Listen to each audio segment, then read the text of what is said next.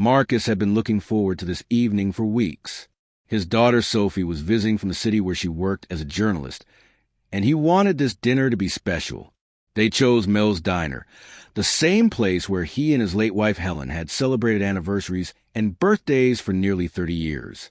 The red vinyl booths, the soft glow of the neon signs reflecting off the rain-streaked windows, the comfort of familiar surroundings. It all felt right. Marcus adjusted his collar as they slid into a booth by the window.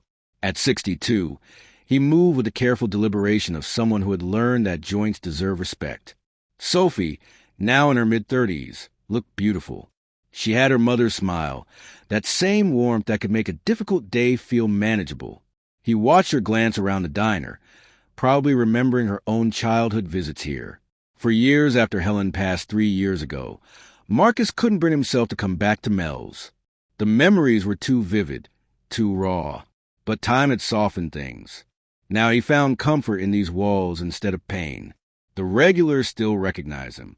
Old Pete, who worked construction, waved from the counter.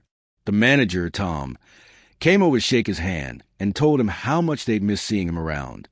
Sophie ordered the chicken pot pie, and Marcus chose a meatloaf with mashed potatoes. Simple food, the kind that stuck with you. As they waited, they talked about her work, about his garden, about the small, quiet details that make up a life. Marcus noticed how intently she listened when he spoke, leaning forward slightly, genuinely interested. He wondered if she knew how much these moments meant to him. He'd read articles about how the younger generation was always stressed, always moving, but Sophie, despite her busy life in the city, made time to sit and be present. Their waitress was a young woman in her early 20s with kind eyes and a blue headband holding back her brown hair. Her name tag read Emma. She had a natural way about her, attended without hovering. Remembering that Marcus took his coffee black and that Sophie wanted extra lemon for her water, Emma seemed to genuinely care about making their experience comfortable, not just going through the motions of her shift. When their food arrived, it was still steaming, clearly fresh from the kitchen. They ate and talked and laughed about memories. Marcus found himself telling Sophie stories about her mother that he didn't often share. The time Helen insisted on learning to make sushi and nearly flooded the kitchen. How she used to leave him funny sticky notes on the bathroom mirror. Small, ordinary moments that suddenly felt sacred in their ordinariness. As they finished their meal, Marcus felt a quiet contentment settle over him. This was what mattered. Not grand gestures or exotic vacations, but this, his daughter across from him, good food, a place that held their shared history. Emma brought the check, and Marcus reached for his wallet. That's when something unusual happened. Emma set down the leather folder with the bill, but she also slipped a small folded napkin beside it. She glanced at Sophie, then looked back at Marcus with an expression that suggested this mattered to her somehow. Before he could ask, she turned and walked back to the counter. Marcus unfolded the napkin, puzzled. In careful handwriting, it read, "My grandfather passed away last year. I never got to take him out to dinner one last time. I was working that night, and he had a stroke before I could make it happen. I see you here sometimes with your daughter, and it reminds me of what I missed. Please know that what you're doing right now, being here with her, it's everything. The way she looks at you is the way I looked at my grandfather. Some things in life don't get second chances. Thank you for reminding me to appreciate the people we have while we have them." Marcus's hands trembled slightly as he read the words a second time. His eyes grew warm. He looked over at Sophie, who had been watching him read, her curiosity evident. When he showed her the napkin, tears came to her eyes too. They sat in silence for a moment, letting the weight of those words settle between them. When Emma came back to collect the folder, Marcus stood up. He was not an overly demonstrative man, but he reached out and gently squeezed her arm. He told her he was sorry about her grandfather, and that her words had touched him deeply. Emma's face flushed, and Marcus could see the emotion there, the loneliness of loss that he understood all too well. As Marcus and Sophie prepared to leave, something had shifted inside him. He had come to Mel's thinking. He was doing something good by taking his daughter out to dinner. He'd been proud of himself for maintaining their connection, despite the busy years and the distance between them. But Emma's note had reframed everything. He wasn't just doing something nice. He was living in a kind of grace, having a second chance that not everyone gets. Outside the diner, the rain had stopped. The city lights reflected off the wet pavement in those same patterns that had fascinated him as a younger man. Sophie linked her arm through his as they walked to the car, something she hadn't done in years.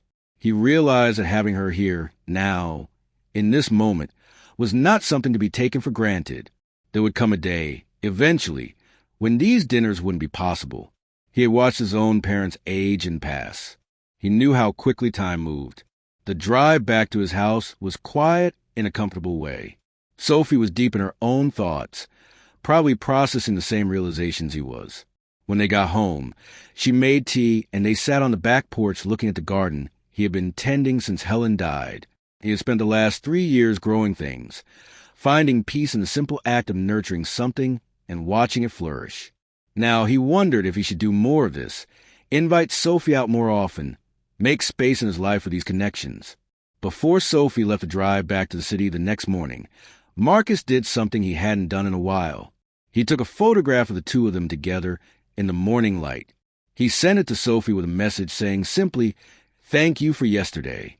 You mean more to me than I sometimes remember to say." 3 months later, Emma wrote them another note. She had decided to go back to school and was studying psychology. She wanted to help people process grief. She explained.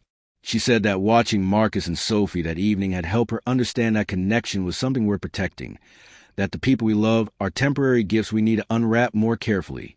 For Marcus, that night at Mel's Diner became a turning point.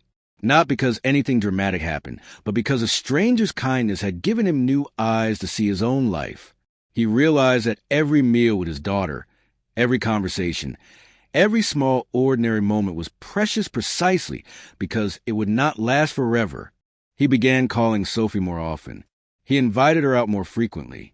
And sometimes when they sat in that same booth by the window with the neon lights reflecting the glass, he thought about Emma and about the strange way that human kindness can ripple through lives, touching people in ways we never expect. Life, Marcus came to understand, is not made up of grand moments. It is made up of these quiet scenes in diners on rainy nights, of handwritten notes from strangers, of daughters who listen intently to their father's stories, and of the grace to recognize these moments for what they truly are while we still have time to hold them close. If this story touched your heart, we would be so grateful if you like, share, and subscribe to our channel. Your support means the world to us and helps us continue bringing these meaningful stories to more listeners.